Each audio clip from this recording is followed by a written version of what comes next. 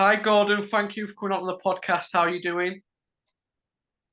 Very well. How about yourself? Yeah, I'm fine, thank you. Yeah. Um, All right. Last year you brought out your autobiography, The World Is Going to Love This. Is it okay if we talk about some stories from the book, your early life and your career? Well, that would be fantastic. Thank you. Thank you. Yeah. So you were born in New York and then you moved to Seattle. What was your childhood like? It was like getting a skateboard for my eighth birthday and then starting piano lessons and then early teenage years joining rock and roll bands and the rest is just that's all I did. How old were you when you got into music? I started listening very intensely to John Lennon's lyrics and the Beatles music when I was 10 years old. And I also heard Zappa and Hendrix and the Doors, and that all convinced me that music was very important. So I joined my first band when I was 13. And how was that time in your life joining a band? It was fantastic just getting in front of people and playing piano and having everybody look at you and just having great people in the band. It was really sensational, and I still like to do that today. Did you leave school to pursue a career in music? No, I didn't leave school, but I was enrolled in the university after high school. I graduated high school and I thought I was just going to study psychology and filmmaking or something. And then I got in this great band called the Sorcerer's Apprentice.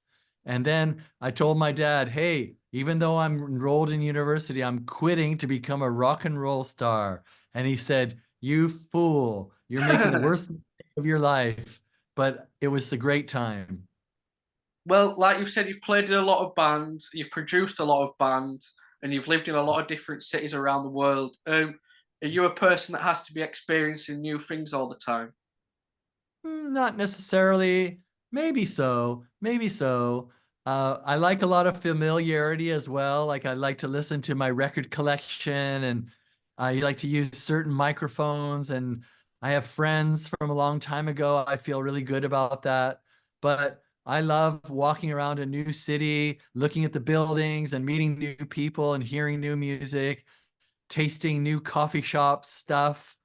So yeah, there's a good balance in there. You've lived in places such as New York, West Yorkshire now, Yes. Berlin. What Yep. was it like living in all those different cities? Um, well, I think I've enjoyed living everywhere I lived. I even lived in Los Angeles for a little while. And just, as a musician who's passionate about music, you tend to attract similar people. So in LA, I met a lot of really cool musicians. And in Berlin, it was a little difficult because they don't really care too much about rock and roll. They like techno music, but I still liked living there. It was a very good lifestyle and the airport was very close by. So when I wanted to go produce bands, I could fly somewhere very easily. Yeah. We mentioned. Oh no, sorry. Oh yeah, that's what we said. Would you say that living in different cities and having all these new experiences helps your music production and songwriting? Well, I think when I was very young, the idea that I got to get out of my town, I got to get away. There's a big world out there. What's Europe like? What's London like? All these places were really blowing my mind. Even I saw pictures in books and I put pictures on my wall and like so going everywhere and meeting people and seeing the buildings and feeling the differences and the similarities of the culture. I think that was very satisfying to my rock and roll soul. Producing music, I don't think I learned lessons in different places because everybody seems to want to talk about a kick drum and a guitar amp and a fuzz pedal and should the vocals be loud. It's like the same language for this music around the world. They say the same things and they want the same things. Like we said, you were in a lot of bands. You were in Sky Cries Mary. What was that time of your life like? Well, that was one of the big highlights of my life because I was struggling really from my childhood and teenage and early 20s. I played in a lot of bands, but we were playing the smallest little pubs and we were making zero money. We were getting free beer, and it just seemed like, boy, this is really impossible. And then Sky Cries Mary was part of the Seattle grunge explosion. So we got like record deals and publishing deals and went touring and made albums and videos and went on nighttime TV shows in US. So that was the polar opposite feeling of being like, nobody cares and nobody knows about our music. Suddenly, we're very popular and playing huge gigs and very satisfying, very satisfying. You've mentioned then that it was rough up until that point for you musically. You've had a lot of rough times. You were nearly penniless before you got your first recording with Pamela Laws. Your Yeah, studio burned down with all your equipment in. Was there times yeah, where you thought that the music business you weren't going to succeed in it, or you lost yeah. interest? I never really lost interest, but and when I was really young, like a teenager in early 20s, the fact that I had no money and no job, I don't care. I got my synthesizer. I'm writing songs. I thought I was like a brilliant, gifted musician and that my time would come. But later, after Sky Cries Mary, when I went to New York for the second time and I was almost penniless, I thought, well, maybe my ride is over. I did a lot of stuff and maybe it's time to move on. I don't see a way out of this one. I read that you turned down the chance to join Nirvana. Can you tell us that story, please? Well, yes. Um, in 1989, I was living in New York City, the very first time I moved from Seattle to New York. And at that time, I was kind of blown away because all these bands were from Seattle were getting popular and coming through New York and on their way to the UK, like Tad, Mudhoney, Soundgarden, and Nirvana. And my friend was the president of Sub Pop because he's from Seattle, I'm from Seattle. And he told me to go see this new band he signed at the Pyramid Club, holds about 120 people. And I went there and I thought they were really good. And then every day for 6 more days, I saw them on the street. Now, a disclaimer is that I had a very bad drug habit at the time, and I was actually going to cop drugs all day, every day. And every time I went out past 7th Street in New York City, there they were drinking beer on the stoop of an apartment where they were staying. And I didn't know them and they didn't know me, but I recognized them from the show. And on the third day I passed them by, Kurt Cobain yelled over, "Hey, are you from Seattle?" And I was a little embarrassed because I didn't look too well. And I kind of sheepishly looked up and said, like, yeah, I'm from Seattle. He said, "You play guitar?" And I said, "Yeah, I play guitar and keyboards." He said, "What kind of guitar do you play?" I said, "I use lots of effects, echo, distortion. I sound kind of like Pink Floyd." He goes, "Oh, that's cool. Because we just kicked out our guitar player. We need someone to go tour with us in England. We're going for the very first time. Do you want to come with us?" And I thought for a minute, and I first thought was like, if I leave this neighborhood right now, my body will probably fall apart, and I don't want to experience that. I was dependent on this little 2 block run up and down the street to get drugs every day. And the second thing I thought was, I'm more interested in my own compositions. I don't necessarily want to play somebody else's music. And so I thought about it for about 30 seconds and I said, "Hey, no thanks." And I didn't see him again for about 4 years or something like that. Did you go up to him and ask if he remembered you when you next saw him? Yes, I did. They played a thank you show in Seattle right before In Utero came out. They had all the different bands in Seattle. They played at the Crocodile Cafe, another small bar. And I saw Kurt at the bar with his little fake leopard coat on and sunglasses, and he was just kind of by himself, head down with a beer. And I went up to him and said, "Hey, excuse me, Kurt, do you remember asking me to join Nirvana back in '89?" And he looked at me kind of sadly and said, like, "No, sorry, I don't. But I remember for sure. It wasn't a hallucination." You mentioned there that you had a bad drug habit. Did you get off of drugs in 1989? In 1989, me and my girlfriend got tricked to coming back to Seattle by our parents, and we got an intervention and put in rehab. And it worked for both of us. At that time, it was just we were in such a bad struggle that the idea that maybe if we tried something else, we wouldn't have to, be so worried about getting stabbed or robbed or starving to death or being homeless. So we both took advantage of the opportunity to try something else, which for me was no drugs. Did drugs help you or not creatively? I thought they did, you know, in the beginning as a kid, like as a teenager, I just wanted to get high all day, every day on marijuana and LSD and stuff like that. And I wrote a lot of songs that way. And I would say that it's kind of like I think it was very easy because it kind of drugs made me forget my actual problems, like the emotional difficulties of being a teenager, having to deal with relationships and other people and becoming an adult. Like I put that on indefinite hold. So that's how I was able to do my creativity. It was like, as long as I don't think about that other stuff, boy, I'm free to write poems and scratch little words on my jeans, whatever it takes, right? And then it was interesting after I quit drugs, I was 33 years old.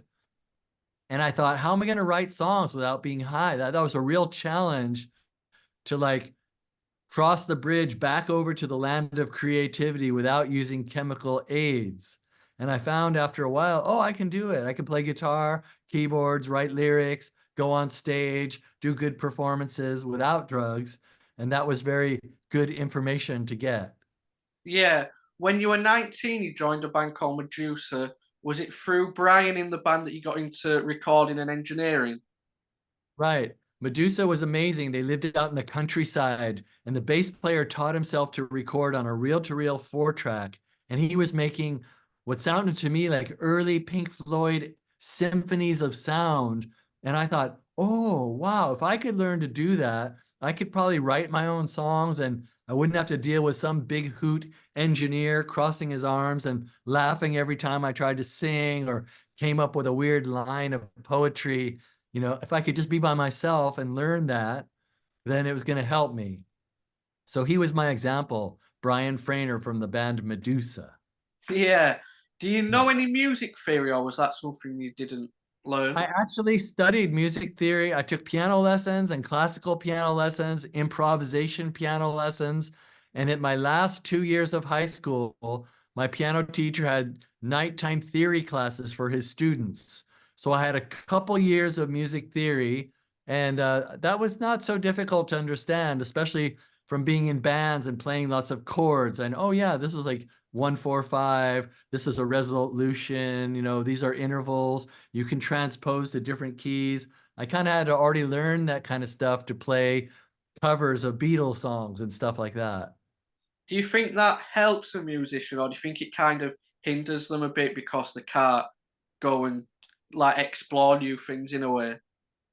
I Like, did not have trouble. I didn't have any trouble exploring new things. I knew some music theory. I knew how to play scales and harmonic minor scales and Arabian minor scales. But when I got my synthesizer and just started twiddling knobs into echoes and hearing weird sounds like cats in outer space, that had nothing to do with my theory. It was just a fascinating breakthrough into unknown territory. And I think as a musician, I've always been interested in unknown territory, like from the artists I listen to, like Van der Graaf Generator or Peter Hamill or Genesis or all kinds of stuff. Jimi Hendrix, they're really going off into uncharted territory. yeah. Do you think being a musician helped you as a producer to be a better producer? Yeah.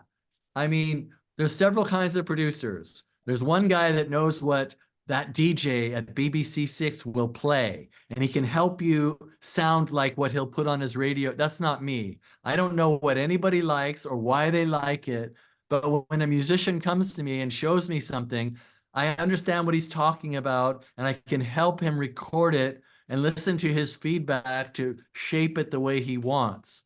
So being a musician, especially working on my own songs, it gave me great respect for people of every age, 16, 18, 50, however old you are. If you're making your own song, I have a lot of respect for what it takes to put that together, and I want to be able to help that person. The first proper recording job you got, as we mentioned, was for Pamela Laws. What were Yes. those first sessions like? Yeah, bless her soul. She came and just as I thought I was out of the game, she asked me to record her music. It was very cool. She had been in the San Francisco version of the grunge scene. signed on Warner Brothers Records with an electric band. And the time I got her, she was a solo artist doing stuff, playing electric guitar with drums and bass and acoustic guitars and lots of harmonies. And she was a really talented songwriter. In fact, she brought Eric Drew Feldman, who was the bass player for PJ Harvey and also Captain Beefheart. Oh She yeah. brought him, she brought him along into one of the sessions, and I got to meet him. And I went to dinner with PJ Harvey in like 1999 because of Pamela Laws inviting me. So she was very good for me. Yeah. Was it through a drummer that you got your second recording gig? Yeah.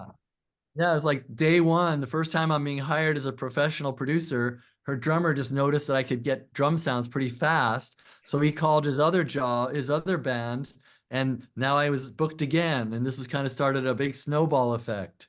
What was your recording process like at this time? It was a little more complicated than what I do now. Most musicians wanted to do things one part at a time, like do a scratch guitar, then play the drums by themselves, and then edit the drums highly, and then add the bass, edit the bass highly. Like that's how it was back then. And plus, kind of digital audio and computers was new, so we suddenly had 60 tracks instead of like 8 or 16 or 24 at the most, and everybody wanted like 4 different kinds of tambourines and bass kick drums samples underneath the real kick drum. There's all this kind of stuff going on. And of course, now I just put up a few microphones and tell everybody, go out and stand around like you're in a practice and play your song. Great, we're capturing the song. That's like how I do it now. But it took a lot of kind of getting really bored doing the one at a time thing and realizing that the musicians were kind of sad and lonely doing it. The drummer just playing by himself with everybody watching him, wishing he'd hurry up so they can get onto their part. There was a lot of things I learned from the one at a time technique that made me develop the all at once technique. Did you get any inspiration from any other producers at this time? Well, I didn't really know, I don't really know too many producers. Like I never hung out with producers or talked with producers. Of course, I listened to records since I was a teenager, and I've got hundreds and 1,000 records. And there are some producers on there that I always look at their name, like Tony Visconti with David Bowie, or George Martin with the Beatles, or Eddie Kramer with Led Zeppelin and Jimi Hendrix. Like some things like, well, who's doing this? And so I knew a few names, but mostly it was just from the love of music and recording my own music enough to know how to get sounds. Like I know how to make a really weird guitar sound. I know how to make keyboards that sound like UFOs landing. I know how to, make drums sound like they're just hurting you every time they hit. That kind of thing. Did you ever get any creative blocks? Hmm. There was a little while there when I switched over from being hardcore into drugs to no drugs, where I thought, okay, I got a blank piece of paper in front of me. I don't know what to put on it. I'm at a piano and I don't know what to play, maybe something I used to play. So there was a transition period, but then it was then that kind of stopped. I've had mostly not creative blocks. I might have a creative block right now, actually, because I've recorded 1,000 songs of my own material, okay? And there's a part of me that goes like, well, nobody knows these songs. Why should I write another one? Why should I even come up with another chord change if I have like 1,000 songs that nobody knows about? Why don't you just try to put those songs out now? So a lot of my creativity has shifted towards pushing my own music rather than making another new song. Are you putting those songs out then? You're gonna try and get them all out? Yeah. I've got about 7 albums on Spotify now, but I have 18 total. And so Yeah, I've got like 11 more to put out before I'm kind of caught up with myself. it's a lot of music. That is that all the years. Yeah, it's like right now I'm just putting out the stuff I recorded in 1984. And soon I'll go up into the 90s. I'm a little behind myself. Let's put it that way. Do you know when you're recording a band, you have to click with that band and get on with them? Yeah, and that happens even when we're emailing before we talk. Hey, how's it going? You guys want to do this? You like this sound? Like we're having conversations for a week or two before I even meet them. And the conversations have to, it can't be like this guy, I can't even talk to him. I don't know what he's talking about. You know, he wants a yellow balloon guitar sound, and then he's got 20 friends coming over. Like, I don't know what they're talking about. So I have to kind of understand them, and they have to get a good feeling of confidence in me to actually book a session and show up and pay money for the studio and pay me. There's got to be a lot of confidence and trust built even before beginning, really. You said Pamela's drummer kind of got the ball rolling once he started. So what was that time like after he It started was just doing like, sessions? on day one, the guy who I was recording called for day two. And then they spread the word, and some people were coming down. In those days, not everybody had a CD burner. So they might want something from their cassette put on a CD. Or so I was like, that would be one of my jobs, like transferring with the computer. That was something I could do.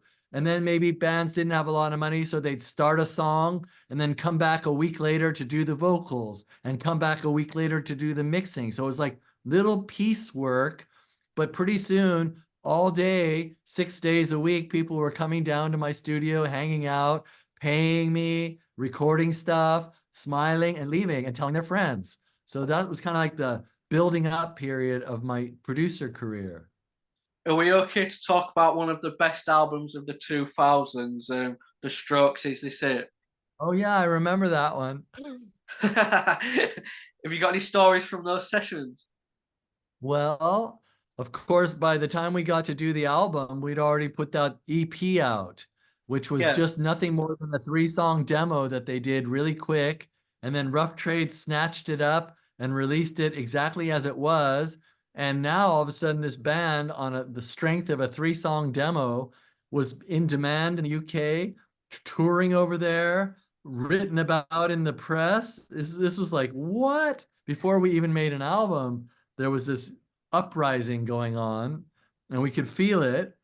So going into the studio making that record was like we could feel the world with its ear to our door. It wasn't like this lonely process of, oh, I wonder if anybody will hear us. I wonder if anybody will like it. It was more like, when we finish this, if we do it right, it's going to explode around the world. It's ready to go. Let's do this. Very exciting. Well, it did explode around the world, but was it a nervous time? Was there any added pressure on you and the band when you knew how There was that EP had done? a lot of pressure. The first amount of pressure came from the band itself, for that, to themselves. They're very perfectionistic in the way that they want everything to be done as well as possible. They don't want any excuses. They don't want to just do a shoddy performance and then let me fix it. They're much too, they're much too interested in their musicianship for that.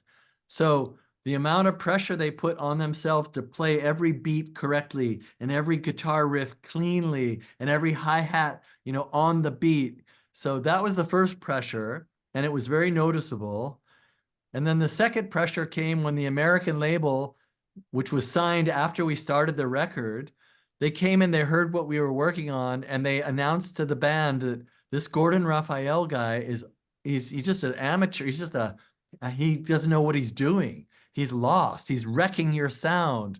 So suddenly I had their big American label, trying to get me off the job. And that put a lot of pressure on my mind and put pressure on the band to figure out what to do, because they didn't want their label to drop them or drop the ball on the first record. But at the same time, they did like what we were doing because it was their ideas. We were working together. It wasn't just a Gordon Raphael album. It was like Gordon Raphael working together with the Strokes to make this sound. So it was nerve-wracking and there was a lot of pressure, but somehow we got through it. What happened there with the label? Did they just leave you on, or did they have to persuade them? The label tried to change things. They tried to fire me and replace me with much more experienced producers. And then they actually stepped into the studio and tried to tell me what to do in front of the band, how to save the record, but the band wasn't having it. So they stopped that. And then at the first mastering session for Hard to Explain in New York City Cops, the label gave a big speech about how this was the worst, most amateur music they'd ever heard. And I was ruining Julian's chances by distorting his vocals. You know, they would never have a career. So it really didn't stop until it was over. And then it was over. I didn't hear bad stuff from them anymore, but I never heard that guy tell me like, hey, good job, man. That's a cool album, you know? Yeah, yeah. It shows really that the label don't really know much about music, doesn't it? I guess so. They loved the Strokes. You know, they wanted to sign them. They won a huge bidding war, but they really thought that the sound that we were making was going to be something that would never sell, never, you know, no one would be interested in that sound. What's your favorite song off that album? Well, it's changed over the years. At first, when we were making it, and for a year or two after, it was Take It or Leave It, because Yeah. it's such an intense, like boxing punch to the face. It's so intense and bulldozer like. I really like that feeling. And then it changed, Hard to Explain, New York City Cops. And right now, it's this really gentle song called Trying Your Luck.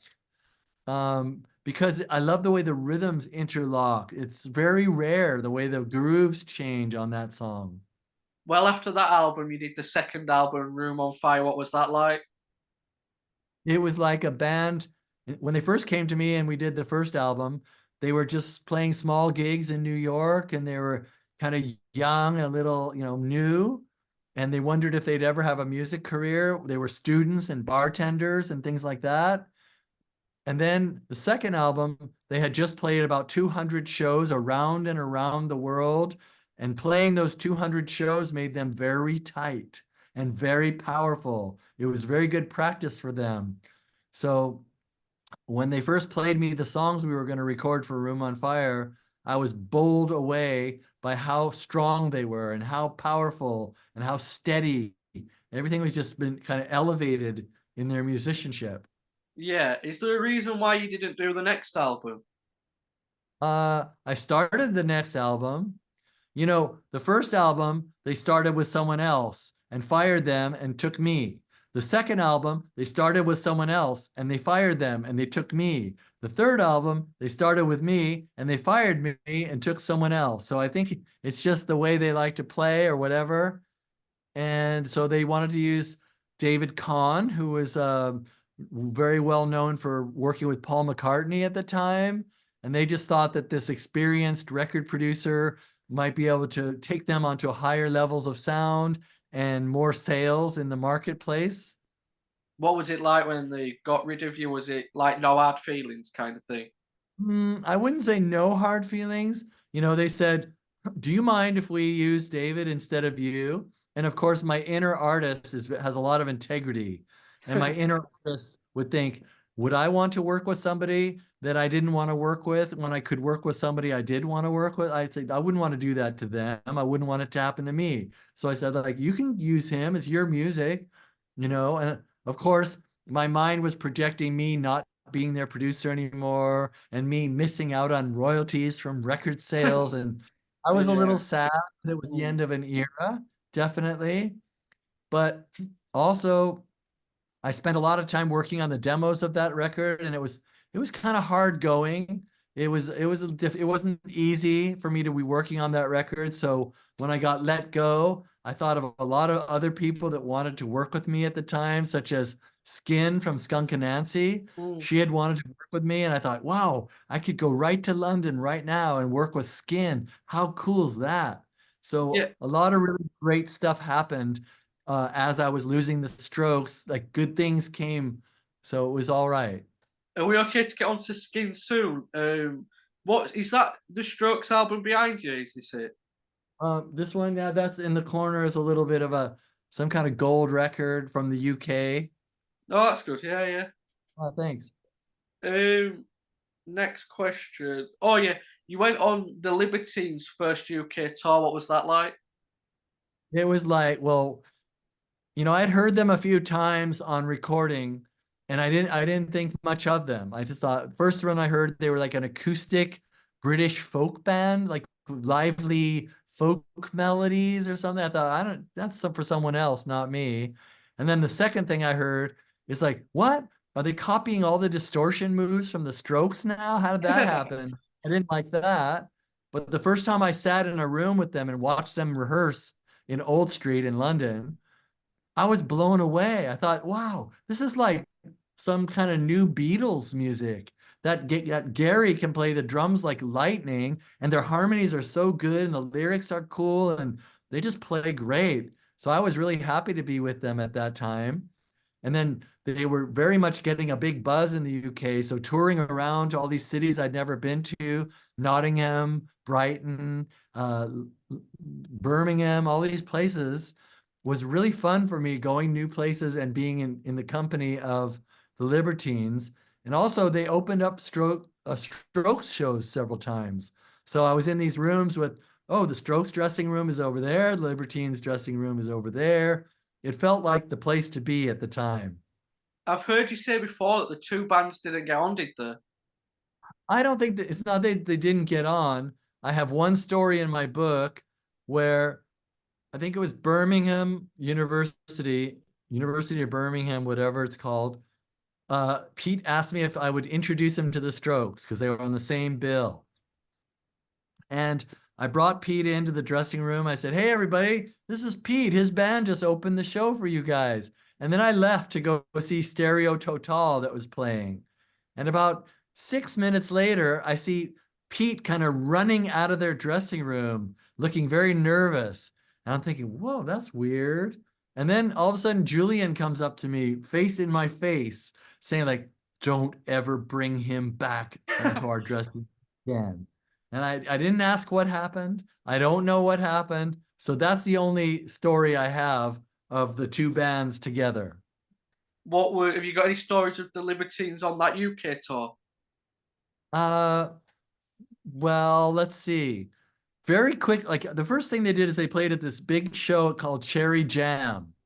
And that's where the first time that kind of the music industry ever saw the lineup that's the current lineup. You know, this was the first show with the new band, and everybody was jaw dropped. Like everybody was standing there thinking, we are in a historic place right now. We will never forget this night. Okay. And then a few weeks later, we're on tour, and it's already getting to the point where so much beer is being drinking that guitar cables are out of the guitar half the time, and they're knocking into each other. And, you know, think it's a little bit the shambolic, chaotic element is starting to overweigh already within the first tour. Like, where's the songs? Come on, you guys worked really hard on these songs. How can we hear them if your guitars are unplugged because you stepped on the cables, kind of thing? So it was a mixed bag of excitement and chaos. That's what the Libertines went on to be known as, kind of a shambolic band in a way, live, didn't they? I really wish, in a way, I wish it could have been a different history. I thought it could have been a different history based on that first time I heard them, the first show. It's like, oh my God, this is going to be the most popular band in the UK. All they have to do is play these songs for people, and everybody's going to just fall in love with them. When you went on tour with them, that was because they wanted you to do their first album. What Right. happened there? Well, they asked me to be their producer, so I went on the tour to learn the songs and just be part of the gang and help them with the live sound. And then after the tour, they went for a meeting at Rough Trade, and they said, "We're going to find out when we're going in the studio." And when they came back from that meeting, they weren't very clear about it. They just said, like, "We're sorry, but we can't use you as our producer." And I never found out why. No one's ever told me who said it or if it was their idea because Mick Jones was offered or Bernard Butler was offered. I don't know why this happened, but at this moment, it's like suddenly I'm with my pals, my new English pals who I'm hanging out with all the time, and now we have to go our separate ways. So it was a bit of another sad turn of events. Yeah. Just back onto bands that you've recorded and stuff. Do they have any input in, or not input, but do they tell you exactly what to do, or do they leave you to it? The bands I record, Yeah, yeah. definitely a combination of me talking ahead of time. What do you want to do? Well, we want to sound like we sound live or something like that. And so I set them up live. They play their music. And most of the time, the only thing I'm interested in is seeing smiles. So so if I put the microphones on the guitar and I say, play a few chords. Okay, come listen to this. And he looks and maybe he'll say, I wish it was brighter. So I brighten it up and he smiles. Okay. So it's a combination of my ideas and then their feedback that makes everything happen. Now, every now and then, after they've played some music or done something, I might have an idea like, hey, what if you play that same guitar an octave higher and we'll make it sound like a 12 string kind of thing? I might have creative ideas after I hear the basis of where they're going. I might make suggestions, but my suggestions are very friendly. And if they say no, I don't fight the band or sue them or do contract stuff or say that I'm an expert in any way. I just say, sometimes I get emotional like a teenager and I fight for my corner, but if they want to do it their way, it's their music, so they're really in control. Yeah, I get what you're saying. Is it Right. okay if I name some of the bands and artists you've worked with, just a few, and you tell us Sure. stories? Okay. Thank you. Yeah, Ian Brown of the Stone Roses. Yeah, yeah. That was a total accident. This guy, Ian, called my studio in New York and came by to sing. And I had this song called Ian's Song on my computer. And I'm listening to his voice while I'm recording him. And I go like, I know that voice. Hey, are you Ian Brown from Stone Roses? He goes, yeah, I'm Ian Brown, but Stone Roses aren't anymore. So I didn't even know it was him until he was singing in my studio. What about Damon Albarn of Blur and Gorillaz? Uh, that's the comedy part of my book. Everybody knows that. He came in, he played a Blur show at Madison Square Garden while we were recording Room on Fire. And the boys and the Strokes brought him back to the studio. And he wound up trying to attempt backing vocals on harmony vocals on a Strokes song, right? And I didn't think that was a good idea from the beginning, but the boys were a little drunk and he was very drunk and they wanted to try this. So much to my dismay, I recorded Damon singing harmonies on Stroke songs for about an hour, and everybody agreed that it wasn't the way forward. And so I was very gleeful in my erasing of those parts. I made a big show of how happy I was to remove those harmonies from the song. Regina Spektor. Yes, one of the most talented and interesting musicians I've ever met or recorded. You know, I'm a piano player, so watching her play piano was like a master class, and her crazy lyrics and her great ideas of melody and harmony. She was a real joy to work with, and I was happy that she was signed by Seymour Stein, who signed Madonna and the Ramones and Talking Heads and Regina Spektor. So that's cool. Ian Astbury of The Cult. Wow. He was always a big hero of mine in the cult when I lived in Seattle. Yeah. And I met him when he was singing with the Doors. So he did Jim Morrison's part. And I first saw them in Japan and then in Paris. And I got to hang out with them and talk with him. And he said, hey, let's do some of my demos at your studio in London. And so he came in and used my band at the time, was his backup band, and we did a few songs. And it was a real joy hanging out with him. Are they special moments when you work with people that you've admired? Yeah. I mean, there's special moments when I meet someone brand new like Regina Spektor and I Yeah. have my head handed to me with brilliant music. And it's also something where I've got Ian Astbury and Ian Brown in my studio with my mic singing into my microphone. That is pretty special. Yes. Yeah. Skin, who we Yeah. mentioned before. Skin from Skunk and Nancy. I was very happy to record one of her solo albums. I think it was the second one called Fake Chemical State. And she was a real joy to record. She sang so beautifully and she worked really hard and her band worked really hard, but she basically had a smile on her face from the moment she walked into the studio until she left every single day. And she just sang so beautifully. Like she'd sing perfect, first take, double it, perfect, harmony, perfect, double the harmony, harmony, harmony. Just like she just has a natural, she just has the skill. Does that not happen very often when somebody's that on it? Not that often. I'm lucky I work with a lot of really great singers. Um, but to have somebody like ace it every single time without fail for a whole album, I think I've never seen that ever before in my life. Yeah. Um, Heinz. Heinz, very interesting band. We recorded in Madrid. No, first in Madrid for some demos, and then in the south of Spain. And they were kind of a funny band for me to work with because both times they came to work with me, they hadn't finished. They only had certain songs finished and lots of unfinished songs. And the first day I recorded, I only had 2 days to work with them. And the second time I recorded, I only had like 10 days. So trying to make an album when a band only has half the songs ready, it was a little bit nerve-wracking for me, but I really respect them for what they're doing, that's for sure.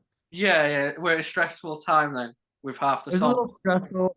It was weird because I was hired to go record this band, and most of the time I was just in my bedroom at the studio, on the internet making emails, and then occasionally I was called to translate something into English to make sure it was the right usage of the language, or so I had a lot of downtime even within those 10 days. Yeah. Next up is the Satellites. Oh, one of my favorite bands in the whole world. They're called now the Sicily Satellites. That's their new name. All right, But yeah.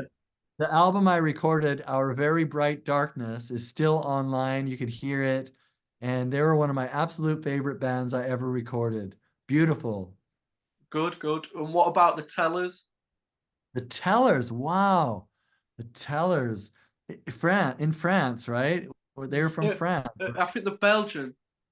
Yeah, Belgian. That's right. That's right. Yeah, they spoke French, but we recorded in Brussels. Only a few days. I think one of the members of their band is a big producer now.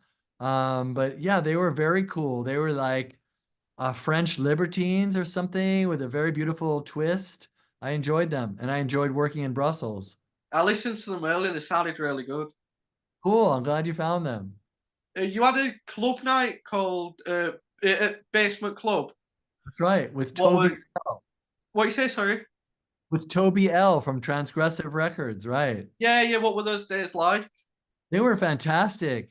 Toby was like 17 or 18 years old, and he already had his finger on the pulse, knowing, hey, watch out for Kelly O'Kirk. He's going to be really big. Let's book him for our club night. Oh, Regina Spektor, let's get her over. Libertines, come on, bring them on. Satellites, sure.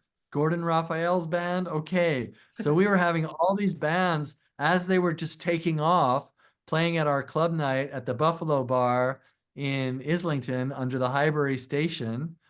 And it was great working with Toby. And also, we had Boy George DJing, and it was a really sensational time. Can you remember the best gig you've put on there?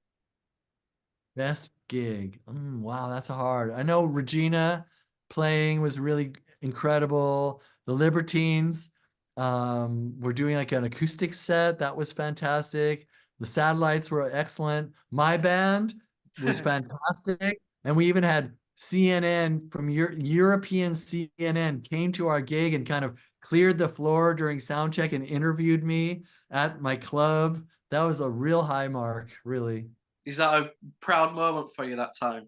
Was a proud moment. And also the fact that when we went on stage, people clapped for our band before we even played. And I never had that treatment before. You also ran a record label. Was it around this time? Same time, yeah, a little right around that time, How was about that? 2003, 4. How was that? Was that good? It was really good. Shoplifter Records, and we put out a few singles, and we put out Regina Spektor's album. But unfortunately, I had a partner in the label who was doing some uncool things while I was away in New York recording The Strokes, and we wound up losing our sponsorship from Sony because they didn't know where the money had gone, and that was too bad because we were just starting to take off, really. Yeah. There's a lot of great new guitar music around now, but it doesn't get the attention it really deserves. Why do you think that is?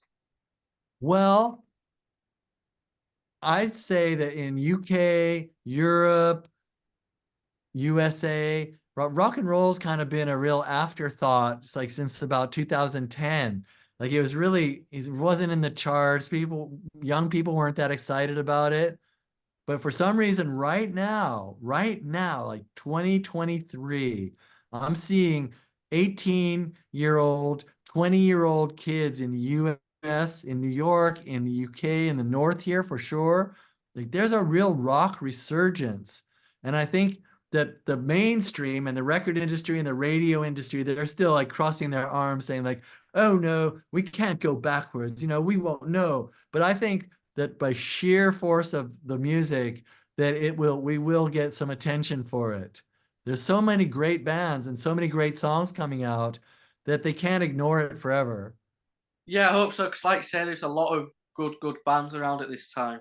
Yeah, I've never seen so many, really, especially in New York. I've never seen so many young bands rocking out as last month when I was there. Who did you see over there? Oh my God, I recorded 16 bands in 1 month. Really? I saw a lot of bands. Um, some of the ones I will mention, which probably no one in the UK has ever heard of, but worth seeing. Jade Tourniquet. Jade Tourniquet. That's one of my favorites. There's a band called Laurel Canyon and a young band called Samsara and another band called Shira, Shira. I'll just give you those four for names to look out for. Yeah, I'll definitely check them out. Thank you. Yeah. Okay. Are you recording Free Party? I recorded Free Party. I'm not sure. I think they might have put out the first single. I'm not sure, but I recorded a bunch of really cool bands in the north. The Zangwills, Prima Star Power, and Free Party, and also Counting Sevens. Those four Okay, bands, Sevens. Yeah, I've heard of them. those, those four bands just did phenomenally well in the studio with me, and I'm super proud of the singles that came out of that. So, do you think that rock and roll will make a resurgence again then? It's happening right now. Like it's just it's undeniable. That I don't know how far it's going to crack the jaded mainstream, but there are just bands rocking out. Electric guitars are just being turned up really loud as we speak. Yeah, exactly. Yeah. Well, we're on to my last question now. Like you Oh, said, you're still recording a lots of bands. What else are you up to these days? well, as I said, I'm promoting the living hell out of my back catalog. Gordon Raphael up there on the streaming services. I have a electronic music synthesizer album about to drop, I think in early December. It's called Lost Cities slash Lifetimes. And I think it's pretty cool. There's a lot of great sounds on it. And what else? Enjoying life in West Yorkshire in the rain and cold. It won't be much different to Seattle then, will it? No, it's the same. I was just telling a taxi driver, he said, how can you handle this rainy weather? I said, I grew up in Seattle. This is just like I'm used to it's It's no always different. it's always freezing up north though here, isn't it? Yeah, it's a little cold, maybe a little colder than Seattle. I'm not sure, but it's always the same color gray. And it Yeah. gets darker a little sooner up here for sure. I'm about to go to London for a week of working with bands and going to Christmas parties. So that's going to be Yeah, it sounds good. Yeah, yeah. Uh, well, fun. thank you for doing that. I've really enjoyed that interview. Hey, thanks a lot for having me on, and I liked your questions. Thank you. Yeah, thank you. Anytime you want to come back on, you're more than welcome. Okay, I'll wait till my next record's gonna drop, and then we'll talk all about the minutia. Yeah, I'll definitely check out your albums. Have you got any links to your songs? Really, you just go to Spotify, Gordon Raphael, and there's more than you could shake a stick at. I'll check them out. But yeah, thank you for that. Thank you. Thank you. Cheers. See you in a bit. See ya. Bye.